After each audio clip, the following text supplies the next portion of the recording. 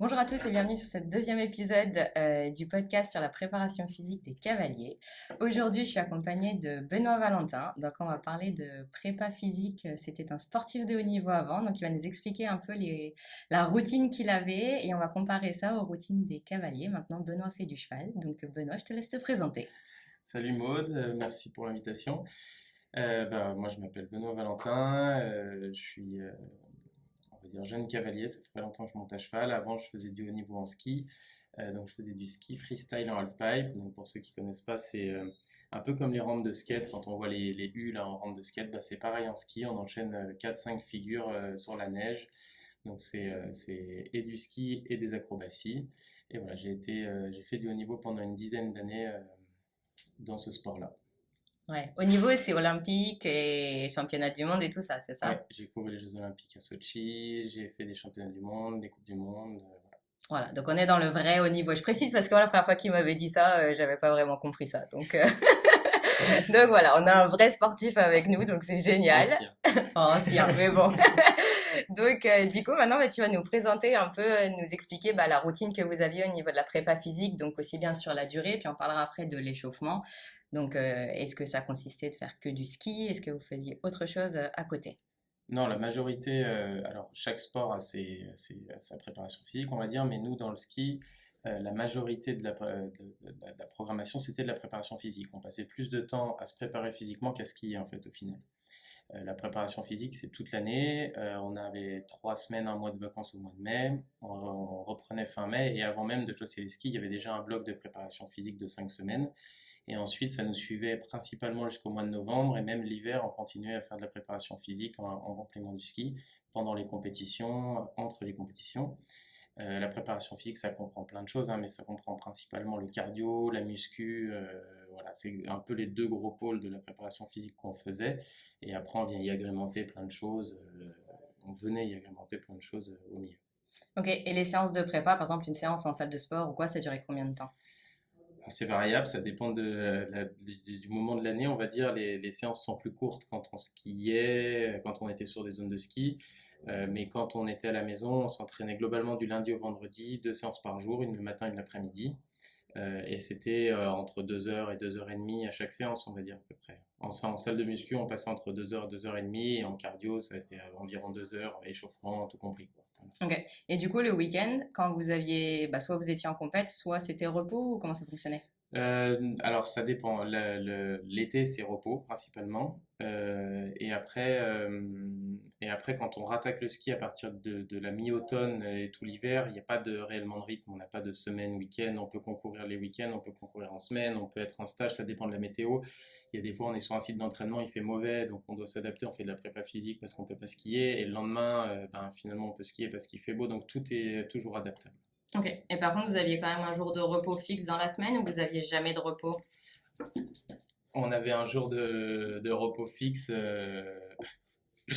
On avait un jour de repos fixe quand on était en prépa à la maison. On avait le week-end, samedi, dimanche, c'était les jours de repos toujours. Par contre, après, quand on était en déplacement, il n'y avait jamais de jour de repos fixe. Ok, donc c'était quand même hyper strict, cadré, mais vous aviez de la récup en même temps que la prépa. Ouais, voilà, on avait En fait, c'est des blocs. On a des blocs de préparation physique unique et des blocs de stage, en gros, de déplacement, où là, on fait autre chose que de la prépa physique et de la prépa physique. Donc, on a un préparateur physique qui était avec nous toute l'année. Lui, c'était le seul entraîneur qui se déplaçait avec nous tout le temps.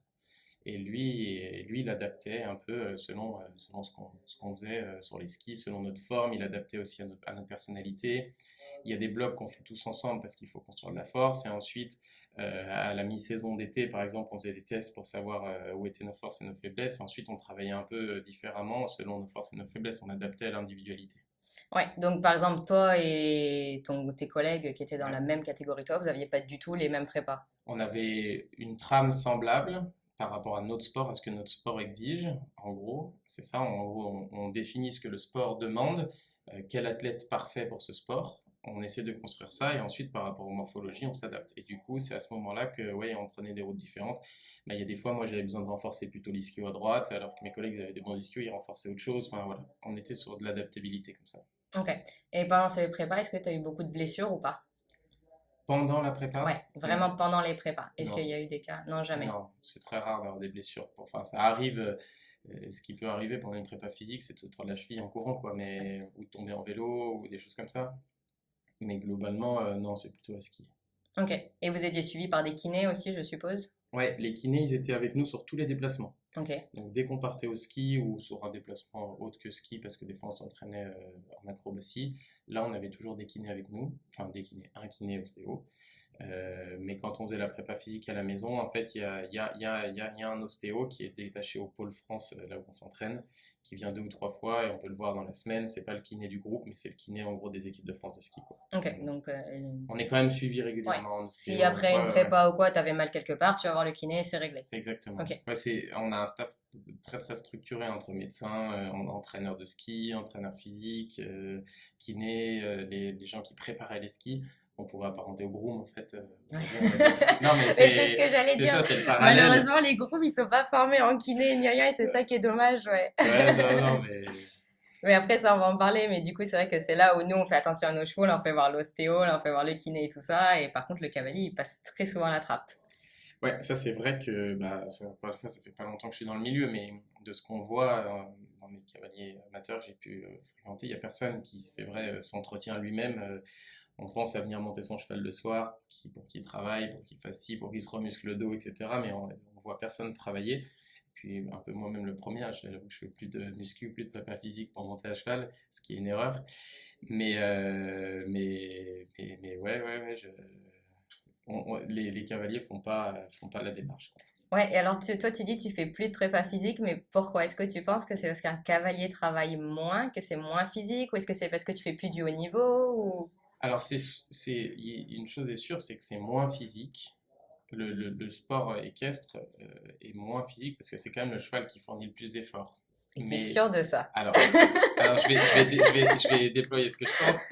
Ce qui n'empêche pas qu'il faut être tonique, équilibré, musclé d'une certaine façon. En fait, faut trouver quel est le prototype du cavalier un peu parfait pour savoir un petit peu quoi travailler. On travaille beaucoup sur la ceinture abdominale, on a les jambes, on a les ischios qui travaillent beaucoup, on a les psoas, les adducteurs qui vont travailler beaucoup. On a pas mal de chaînes musculaires qui vont beaucoup travailler. Mais d'un point de vue général, je dirais qu'on a moins besoin de cette masse musculaire Ouais. pure. Par contre, on a besoin de développer beaucoup plus de tonicité pour suivre les mouvements du cheval.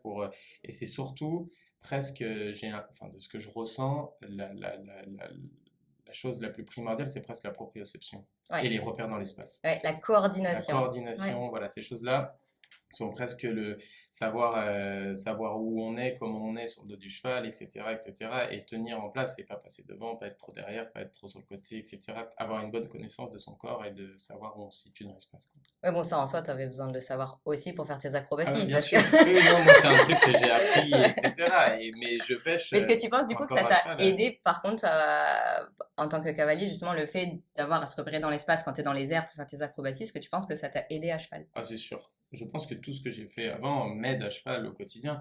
Alors, ça ne veut pas dire qu'il ne faut pas que j'adapte, parce qu'il y a des choses que je fais mal, alors que pourtant, on aurait pu penser que je les fasse bien du fait de mon passé, etc. Faut réadapter, il faut retrouver des sensations. Mais globalement, tout ce que j'ai fait avant en étant sportif de haut niveau me fait passer des caps un petit peu plus rapides à cheval, on va dire. Hmm. En fait, la vraie différence, c'est qu'à cheval, on a surtout besoin des muscles posturaux, comme tu disais, donc les Voilà. abdos, etc. Alors qu'en tant que sportif, on veut un peu d'explosivité, surtout pour toi, ce que tu faisais, il Voilà. fallait de la rapidité. Donc, c'est vrai que c'est pas du tout le même type d'entraînement. Après, par contre, à cheval, on peut aussi viser sur la souplesse. Donc, Ouais. tout ce qui est yoga, pilates, tout ça. Ça, vous en faisiez aussi un peu des étirements, Alors, tout ça? moi, j'en faisais pas. Ce qui est une bêtise, hein, je le reconnais. Mais C'était pas c'était un peu, obligatoire. c'était un peu le début. On commençait un peu la sophrologie, la respiration, etc. Mais c'était un peu le début de tout ça. Le yoga, c'était bon, il y a 7 ans, 8 ans, on en parlait un peu moins parce qu'on en parle Ouais. maintenant. Donc voilà, j'avoue que j'ai jamais trop passé le cap, mais je pense que c'est quelque chose de très intéressant. Est-ce que tu Et serais prêt à passer le cap pour ton cheval? c'est une réflexion à mener. Le problème, c'est que je suis pas sûr de réussir à m'y coller dans la durée, à faire une sorte de yoga, ok, mais dans la durée, je sais pas si c'est quelque chose que... Qui te plairait vraiment? Ouais, je sais pas, Faut faudrait voir. essayer déjà. En fait, Ouais. il faudrait... je fonctionne un peu comme ça, mais il faudrait que je sois confronté à un problème qui me demande de le faire. Encore une fois, on fait les choses. Ah bah, je peux te casser le deuxième genou si tu veux, hein, comme Non, ça. mais j'ai déjà cassé les deux. Ah, merci. On met les objectifs et ensuite on fait en sorte, on fait tout ce qu'on peut pour arriver à ces objectifs. Ouais. Et donc, si ça doit passer par ça, ça passera par ça, il n'y a pas de problème. Moi, ça ne me dérange pas, mais d'un point de vue comme ça, abrupt, je n'irai pas vers ça en premier coup. Donc, si demain je regarde ton cheval et que je te dis, ah, ce serait bien que tu fasses des étirements, Et tu vas aller en faire. Eh ben voilà, on va avoir cette discussion demain. Je vais m'étirer. Ouais, super. Donc là, on a parlé un peu tout ce qui est musculaire et tout ça. Moi, j'aimerais bien revenir au rythme cardiaque. Parce que du coup, le cardio, même si... Du coup, ton sport, toi, quand tu étais en compète, ça durait combien de temps ta prestation, vraiment? La prestation, elle durait 30 secondes. Oui, donc 30-40 c'était vraiment secondes. petit. Alors, on l'a répété plusieurs fois, parce qu'on avait en gros entre 2 et 3 essais pour réussir ce qu'on appelle un run, donc le passage. Mais chaque passage dure 30-40 secondes, et ensuite il y a 45 minutes, le temps que tout le monde les autres passent, et les trucs télé, machin, et ensuite on refait 30-40 secondes, etc. Ok. Et pour autant, donc c'était 30-40 secondes, mais par contre, le cardio, vous le travaillez énormément en prépa physique. Ouais, Vous on y faisiez travaille vraiment énormément attention. le cardio pour deux raisons. Déjà pour réussir à être en forme en bas des 40 secondes, pour réussir à pas être à plat, à toujours avoir suffisamment d'oxygène dans le sang pour faire marcher les muscles, on va dire. Et aussi parce qu'on s'entraîne, enfin on skie à haute altitude, donc ça nous flingue bien plus le cardio et la respiration. Donc c'était un truc qu'on travaille énormément. Alors contrairement à des sports de fond comme le vélo, le biathlon, ces choses-là, qui eux travaillent un cardio très lent et vraiment beaucoup dans le nombre d'heures, etc. Nous, on avait ça au début de la prépa parce qu'il faut construire une base pour ensuite construire de l'intervalle en gros. Il faut avoir une base de foncier pour ensuite venir faire des intervalles de 30 secondes, du coup, sur des 30-30, etc., sur des rythmes cardiaques très élevés d'un coup, récupérer vite, très élevé, récupérer vite. Ça, c'était plutôt ce qu'on travaillait. Ouais, ok. Donc ça, on pourrait le comparer à un cheval de CSO, par exemple, qui va courir un barrage. Il faudrait que lui ait son rythme cardiaque élevé. Et par contre, on ne mange jamais au rythme cardiaque du cavalier. Donc maintenant, on a eu la discussion juste avant le podcast. Justement, j'aimerais bien que tu me parles un peu de ton rythme cardiaque, à peu près où il se situait pendant tes prestations. Et on va le comparer au rythme cardiaque du cavalier. Bah, le rythme cardiaque pendant une prestation... En fait, un rythme cardiaque pendant une prestation comme ça, il monte jamais très très haut. Il monte pas à notre maximum, en gros. Mais il monte quand même bien. Il y a plusieurs facteurs. Il y a la prestation physique, on va dire, qui fait monter le rythme cardiaque, mais il y a le stress, il y a beaucoup de choses qui font naturellement. C'est pas pour rien qu'ils mettent sur les golfeurs. Naturellement, les golfeurs, ils font pas d'efforts réellement physiques, mais par contre, leur rythme cardiaque, il monte à 110, 120 au moment où ils vont taper une balle importante, c'est ces choses-là. Donc nous, je sais qu'on montait vers 140, 150 pulses à peu près de mémoire. Je dis pas trop de bêtises, mais de mémoire, c'était à peu près ça. Et moi, j'ai un max cardiaque qui tapait à 215, 216. Donc, c'est assez élevé quand même. Ouais. Ça, c'était assez élevé. Mais du coup, en fait, ce qu'on cherchait à travailler, c'était justement que le rythme cardiaque il monte, mais qu'il redescende rapidement. Et en fait, c'est après, on travaille avec les seuils. Et ça, on peut le transposer, je pense, je n'ai pas fait d'études là-dedans, mais au cheval, c'est-à-dire que comme tout athlète, de lui faire une base de foncier en basse fréquence, on appelle ça, c'est-à-dire en dessous des 100, ça pourrait s'apparenter à une balade au pas, mais qui dure 4 heures, 5 heures, etc. Et ensuite, on va lui demander des intervalles de trotting, galloping pour développer sa haute fréquence. Et en fait, au plus on a une fréquence entre le repos et le max qui est importante, au mieux c'est. Donc si on tape à 50 au repos, quand on est sur un lit allongé, qu'on respire, et on tape à 200, on a une meilleure capacité cardiaque que si on va de 70 à 180. Ouais, plus notre panel est élevé, mieux c'est. Et je pense que, après c'est toi qui suis les études, mais pour le cheval, on peut... Ouais, on va parler du cheval, mais par contre, j'aimerais bien juste que tu... Donc, ta fréquence cardiaque au repos, toi, c'est à peu près 50, c'est ça? Entre 50 et 60, oui. Ok, donc tu as dit en ski, ça a monté autour de 115, etc. 140. 100, ouais, même plus 140, 150. Ok, donc ça s'apparente par exemple à un cycliste aussi, c'est pareil, en moyenne, il fait à peu près du 150. Je ne parle pas d'un cycliste qui fait de la montagne, etc., mais c'est pour donner un ordre d'idée. Maintenant, je vais juste vous partager une étude justement sur les cavaliers, parce que moi j'adore les études, qui a été faite au Cadre Noir de Saumur, et justement, ils étudiaient les cavaliers pendant 7 minutes, donc c'était la durée du spectacle. Okay. Pendant ces 7 minutes, les cavaliers faisaient surtout du galop, ils faisaient des croupades, des lançades, et ils avaient 18 obstacles à sauter, chacun. Okay. Leur rythme cardiaque pendant les répétitions était entre 94 et 118 battements par minute, donc ce qui est correct, c'est pas très élevé, c'est correct. Par contre, le jour des représentations, ça montait jusqu'à 150. Et c'est là où on se rend compte que le stress, ça impacte énormément le rythme cardiaque et que si à la maison, on pousse jamais jusqu'à cette hauteur-là, et ben du coup, le jour du concours ou de la performance, on a des faiblesses. On n'est pas capable de... Ouais, Exactement. ça, je suis d'accord. Ouais. Et ça, le rythme cardiaque, je pense qu'il y a très très peu de cavaliers qui font attention. Et tout à l'heure, tu parlais du cheval. Est-ce que tu utilises un moniteur de rythme cardiaque sur ton cheval? Non, pas encore. Aujourd'hui, j'en ai pas jugé avoir l'utilité par rapport au niveau auquel je le pratique. Et pourtant, plus tu travailles tôt et plus... Alors ça, je suis d'accord. Mais j'avoue que j'ai déjà regardé ce qui se faisait, comment ça se faisait, etc., en lisant des livres sur l'équitation, du concours complet notamment. Et je me suis dit qu'un jour, j'en utiliserai un si j'ai besoin, mais j'avoue que pour le moment, je n'ai pas trouvé ça justifiable par rapport au niveau d'épreuve que j'avais, de vraiment travailler ça sur mon cheval, en tout cas dans une priorité, quoi. Voilà. Alors, c'est pas justifiable et en même temps, il y a plusieurs études qui sont faites dessus parce qu'on sait que le rythme cardiaque, ça te permet de t'alerter sur le risque de blessure du cheval. Donc, par exemple, en le regardant à la maison et en connaissant le rythme cardiaque de ton cheval, tu peux savoir à quel moment il va se blesser. Ok. Et ça, c'est quand même hyper cool, je trouve. Et Donc tu vas me faire acheter un moniteur après Et te faire faire du yoga. un cardio-fréquence-mètre pour mon cheval. ouais, c'est ça.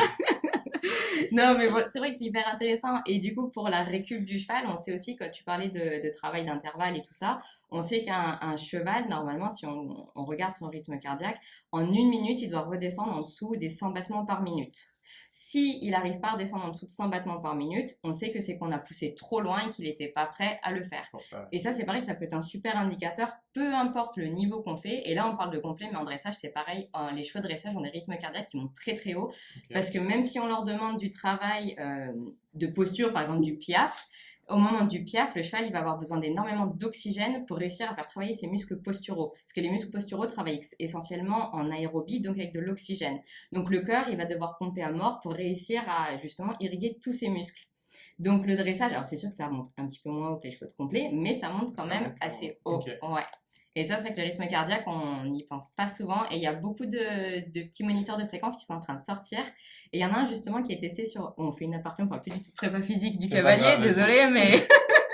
Il y en a un qui est sorti, qui est suisse, et qui a été présenté à la conférence en Suède où j'étais le mois dernier. Et justement, il contrôle aussi la foulée, la rectitude du cheval. Et du coup, on peut voir à partir du moment si le cheval commence à avoir une dissymétrie ou quoi, ça se voit, ça compte le rythme cardiaque et la symétrie du cheval. Et c'est hyper intéressant du coup. Donc demain, tout le monde va acheter un cardio-fréquence-mètre pour son cheval et pour soi. Voilà, exactement. Et demain, Bon, c'est non. séance cardio. Voilà, exactement. Non, mais après, il y a les montres. Et c'est vrai que moi, j'aime bien regarder les montres, même quand je masse des chevaux, savoir Ouais. à combien je monte, etc. Et surtout, si j'ai le cheval qui stresse, j'aime bien regarder mon rythme cardiaque pour voir si je stresse avec lui C'est un ou pas. impact, ouais. Et souvent, je me rends compte que oui, et ça permet de faire des petits exercices pour gérer son stress aussi. C'est ça, ouais. Bah, du coup, tu amènes sur un autre sujet là. C'est Mais, exactement ce que j'allais dire. Bien vu. la transition est toute faite. Mais c'est vrai que la différence entre équitation et ce que je faisais avant, une des différences notables, c'est vraiment le fait qu'on soit deux. Enfin, il y a l'animal et soi. Et la gestion du stress du cavalier a un impact réel sur le stress, enfin, sur comment le cheval va se comporter. C'est comme il y a une connexion entre le cheval et le cavalier.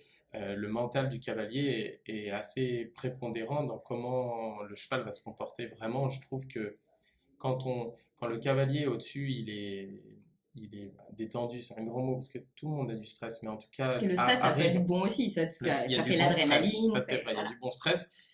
Mais quand le cavalier y croit, etc., je trouve que le cheval a plus de. Enfin, moi, c'est ce que je ressens avec les chevaux que je monte, c'est que, par exemple, dans un cross, quand le cavalier il est déterminé à passer de l'autre côté, le cheval il va passer de l'autre côté. J'ai un peu ce truc de mental où.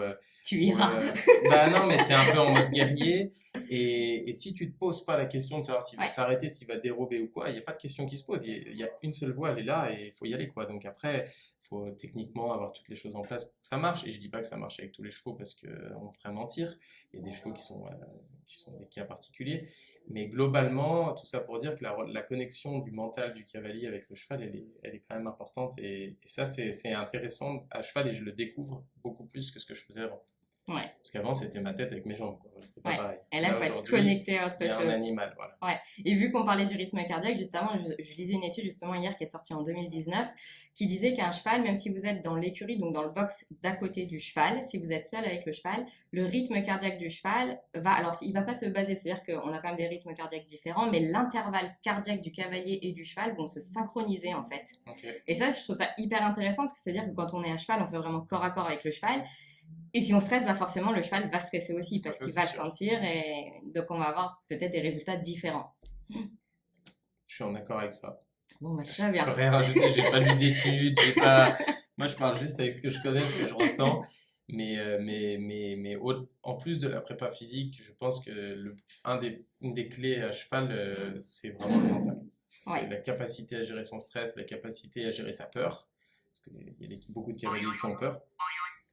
Pardon. Il y a beaucoup de cavaliers qui ont peur et gérer tout ça, c'est un des trucs prépondérants pour monter à cheval, selon moi. Voilà. Ouais. Donc du coup, là, on va parler un peu prépa mentale. Toi, tu me disais qu'avant, en ski, tu n'en faisais pas forcément. Non, moi, j'en faisais pas forcément en ski En fait, la prépa mentale, c'est un peu propre à chacun. Il y a un million de façons de faire de la prépa mentale. Il y en a qui travaillent avec des gens pour faire de la prépa mentale, avec des exercices très connus, de préparation mentale, etc. Puis il y en a qui font un peu à leur sauce. Moi, je faisais un peu partie de ceux qui faisaient leur sauce. Alors peut-être j'ai eu tort, peut-être j'aurais eu des meilleurs résultats si j'avais travaillé avec un préparateur mental, peut-être pas. Mais la préparation mentale, c'est vague, c'est plein de choses. C'est des rituels, c'est des tocs. On en parlait juste avant de faire le podcast. C'est toutes des petites choses qu'on met en place pour se rassurer ou pour que sa tête pense à autre chose. Ça peut être de la respiration, ça peut être. Il y a plein de choses qui existent dans la préparation mentale. De la visualisation le soir. Je sais pas, on a un parcours de cross, on l'a reconnu la veille, on le visualise dans sa tête, on le visualise sans encombre, etc. On ressent la foulée, on fait comme si on était avec le cheval. Ça, c'est de la préparation mentale. On est sur son cheval, on est stressé, on se met à respirer fort, à un peu saccader, tranquille, on s'apaise. Alors ça, c'est du yoga. On s'apaise, on fait des inspirations, expirations régulières, etc. Et ça calme tout. Et ça, c'est de la préparation mentale. Donc en fait, il y en a plein de préparations mentales. Ouais, préparation mentale, c'est pas forcément être avec un coach de prépa. Non, c'est pas. Moi, ce que j'ai fait dans ma carrière et qui a marché pour moi d'une certaine façon, ça a été de prendre plusieurs expériences. Parce que dans la préparation mentale, il y a beaucoup aussi de gens qui sont un peu des pseudo-sorciers, on va appeler ça comme ça, mais en fait, il ne faut jamais être dépendant, à mon goût, ça c'est encore une fois, ça n'engage que moi, mais il ne faut pas être dépendant de quelqu'un. C'est-à-dire, il y a des gens qui rendent dépendants. Moi, je vois des athlètes, ils appellent leur préparateur mental avant la compétition, après la compétition, etc. etc. Oui, ça devient vraiment une mais addiction. normalement, un préparateur mental, c'est un coach. Un coach, il est censé t'autonomiser. Ouais. Il est censé te rendre autonome, il te donne des clés pour devenir autonome. Donc le préparateur mental, ça doit être pareil. Donc soit on est capable de travailler avec quelqu'un, mais du coup de garder un peu de distance pour rester autonome, soit on peut prendre plusieurs expériences. Et les expériences, elles peuvent se prendre avec un préparateur mental, avec des anciens athlètes en discutant au coin du bar sur leurs expériences, comment ils ont géré ça, comment ils ont géré ci, quelqu'un qui a couru les jeux, comment tu as géré ton stress avant les jeux.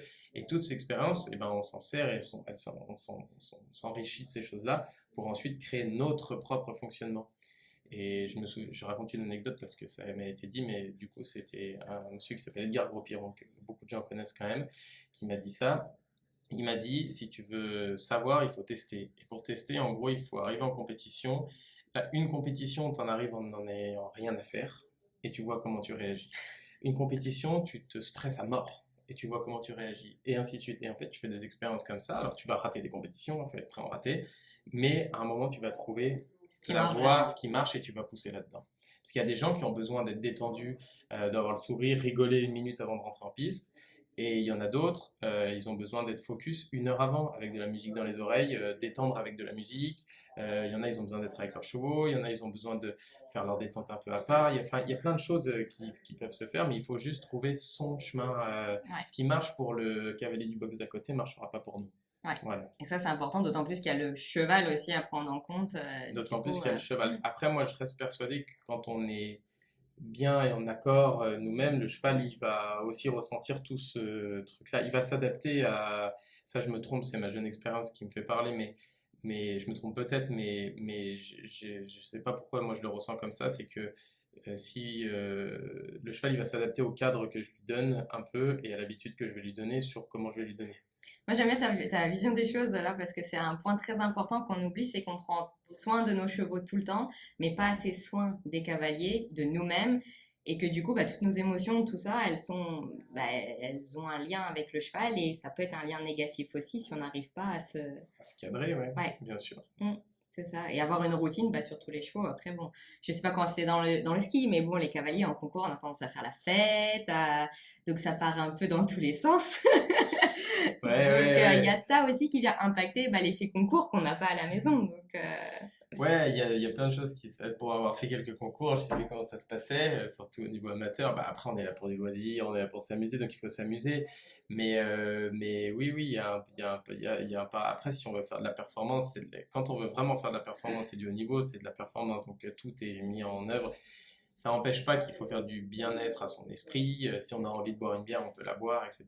Mais c'est sûr que se finir à 4 heures du matin et à 7 heures être à cheval en dressage, c'est pas les génial, génial.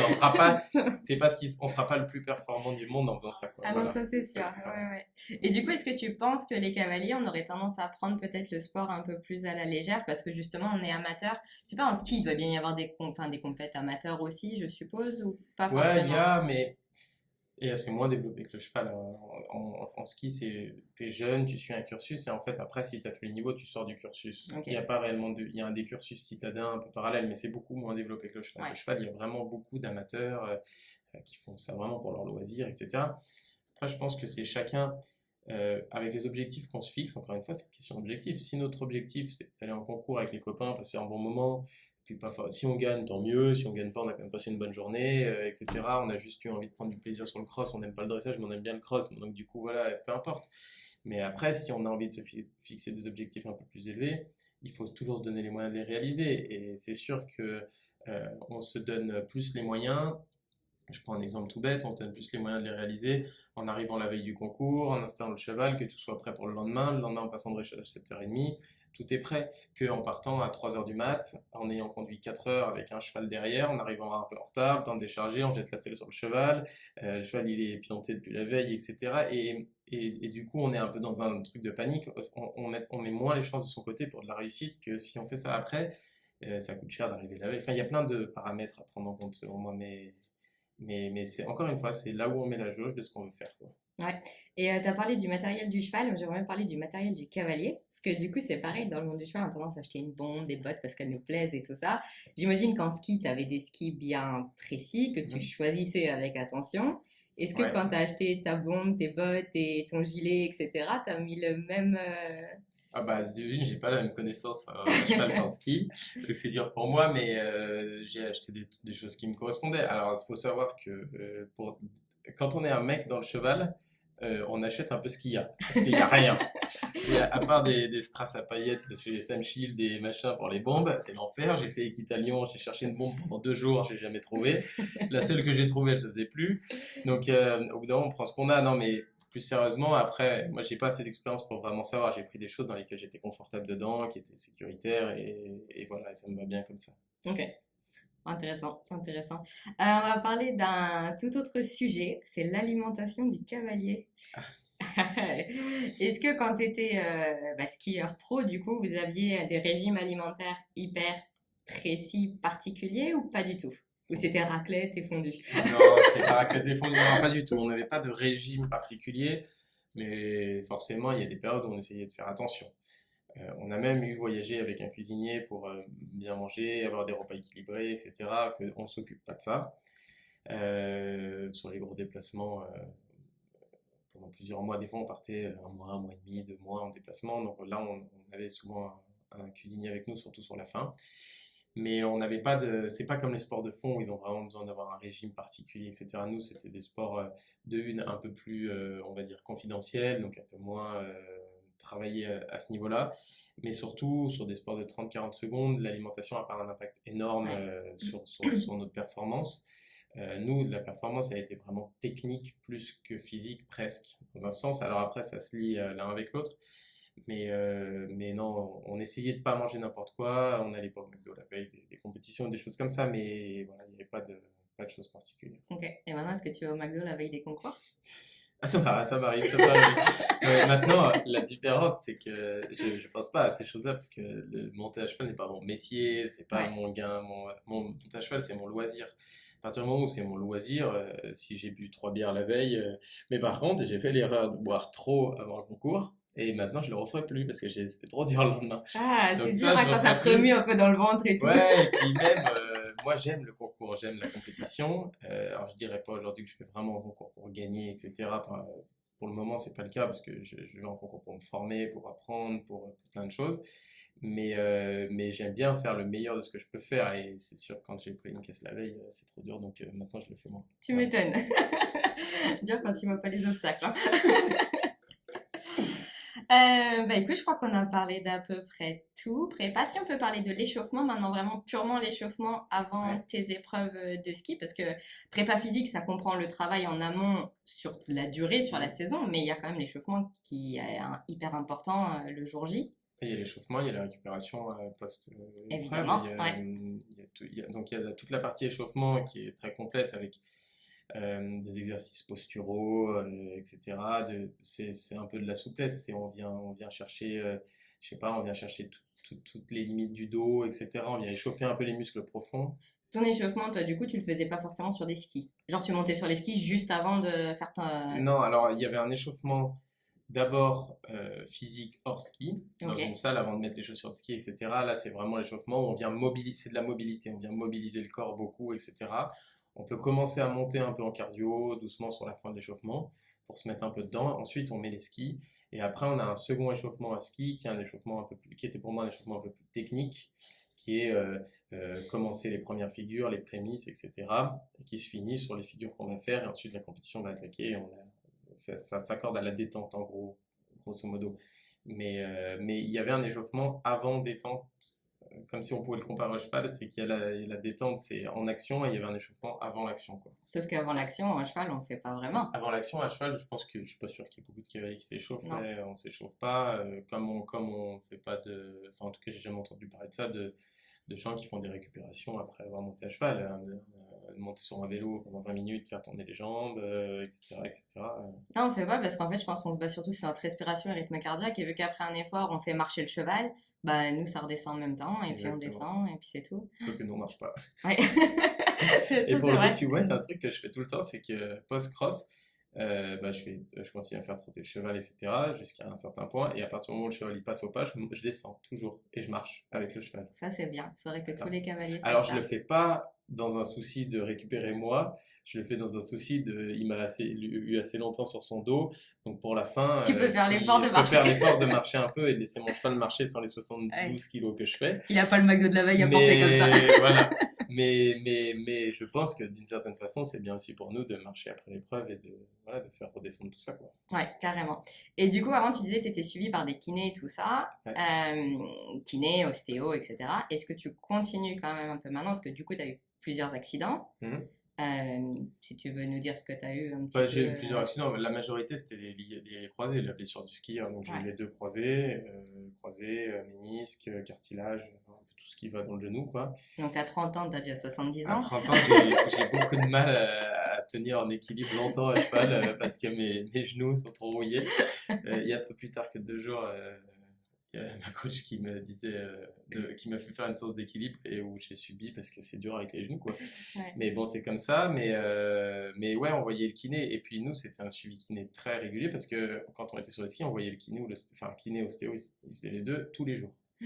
Donc, quand on avait un problème, alors on dit souvent que quand on va voir l'ostéo, il faut rien faire pendant 48 heures. Là, c'est c'est Puisque autre c'est chose. une approche journalière C'est vraiment une approche globale. journalière, Ouais. on rectifie tout de suite dès que c'est parce qu'on ça bouge tout le temps, donc Mm. voilà. Mais est-ce que maintenant je continue? Alors beaucoup moins régulièrement. Par contre, oui, quand le cheval voit l'ostéo, je vois l'ostéo. Ça, Ça, c'est c'est un bien. truc Ouais. auquel je me tiens parce que je me dis qu'il se remet droit, je me remets droit. Et on reprendra nos défauts, mais au moins on repart sur des bases correctes. Ouais. Voilà. Ça, c'est cool. Donc là, tu te fais plus trop masser, plus vraiment kiné, tout ça, tu fais pas forcément Non, plus bah, attention que ça. Parce que c'était t'en sens moins le besoin ou... Bah, j'en sens moins le besoin, mais c'est plus compliqué dans la vie de tous les jours Ouais. aujourd'hui. Quand il y a un staff autour de toi et que tu es en déplacement et que tu as que ça à faire, c'est très facile. Quand tu as une vie, on va dire, journalière, tu vas monter à cheval. Après, tu commences à passer dans une vie d'athlète de haut niveau et ça devient ton métier et c'est autre chose. Là, ok, tu fais ça, mais tant que Même tu si restes les en cadre cavaliers en loisir, haut niveau ne voient pas vraiment, ils n'ont pas vraiment des staffs. voilà, après, je sais pas comment ça se passait au niveau en cheval, s'il y a besoin de s'entourer. Après, chaque Il y aurait cavalier se besoin, ça fait. c'est Peut-être sûr. qu'il y aurait besoin, ça je ne veux pas juger, mais il y aurait, en loisir, il n'y a pas d'intérêt à avoir un kiné tous les jours, etc. Mais il y a un intérêt à prendre soin de soi quand on prend soin de son cheval. On fait faire de l'osté. Pour le coup, moi, mes chevaux, ils font l'ostéo. Ils vont aussi en truc dans l'eau, En en balnéo. balnéo. Des fois, ils font de la balnéo tapis roulant pour marcher un peu dans l'eau, mais ils font aussi de la balnéo post-concours, etc. Et ben, c'est des choses que je faisais quand j'étais au ski. Pour le coup, les bains glacés ou les trucs, les game ready, ça existait pour nous avant Ouais, d'exister pour les chevaux. ouais, ouais, bah oui. Donc ça, on en faisait tous les jours aussi pour la récupération. Et ça vaudrait le coup d'équilibrer, oui, est-ce qu'on prend soin du cheval, est-ce qu'on prend soin du cavalier. Ouais, un petit peu. Parce qu'on sait que la symétrie du cavalier impacte quand même beaucoup la Ça, symétrie du c'est cheval. Donc, si c'est t'es une pas droit, le certitude. cheval Ouais, n'est pas ouais, ouais. droit. C'est Ça, on le c'est sait. ça. Ouais. Est-ce que tu as quelque chose à rajouter sur la prépa? Est-ce que tu as un petit message que tu voudrais faire passer? Non, Dire à tes amis qui je ne sont pas crois encore dans pas. le cheval un petit mot? Un petit peu mes amis skieurs. Non, dire que tout ce qu'on a parlé aujourd'hui, c'est d'essayer de mettre en comparaison ce que j'ai vécu quand j'étais athlète par rapport à ce que je ressens ou ce que j'ai l'impression de voir en étant à cheval. Encore une fois, je n'ai pas une énorme expérience à cheval, donc faut pas prendre tous les mots comme ça. Faut essayer de se créer son expérience et quoi qu'il arrive, de toute façon, même si c'est pas de la prépa physique, faire du sport en plus de l'équitation. L'équitation, c'est pas réellement, pour le coup, c'est un sport difficile qui demande, mais si on fait du sport à côté, c'est encore mieux, ça nous rajoute beaucoup de choses et qui nous servira pour l'équitation. Je pense vraiment que tous les sports, au plus on fait du sport et même varié, et au plus ça apporte à tout en fait. C'est un puzzle qui s'imbrique et voilà.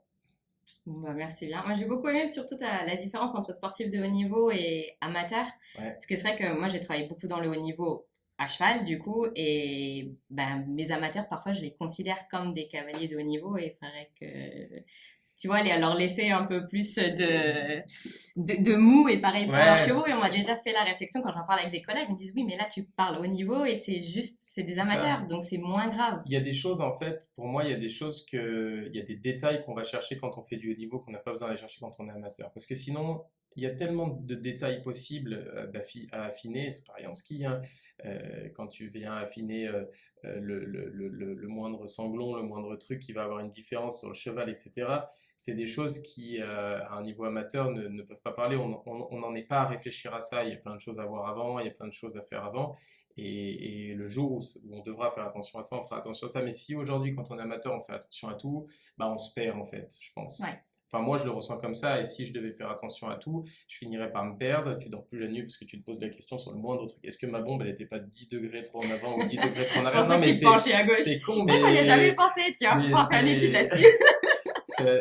au bout d'un moment, on va vraiment chercher la merde partout, en gros, et donc il faut, encore une fois, ça dépend de tes objectifs, ça dépend d'où tu en es, mais c'est sûr que si on a des objectifs élevés, il faut mettre toutes les choses de notre côté pour réaliser son objectif. Si on veut juste s'amuser, on veut juste s'amuser, et puis bah, amusons-nous, quoi, il n'y a pas de problème. Bon, bah voilà, ça c'est une belle note Voilà, de fin. Donc mettez votre bombe droite et amusez-vous. exactement. Bah écoute Ben, merci beaucoup en tout Bah, cas. merci à toi. Et puis bah à la prochaine. À la prochaine.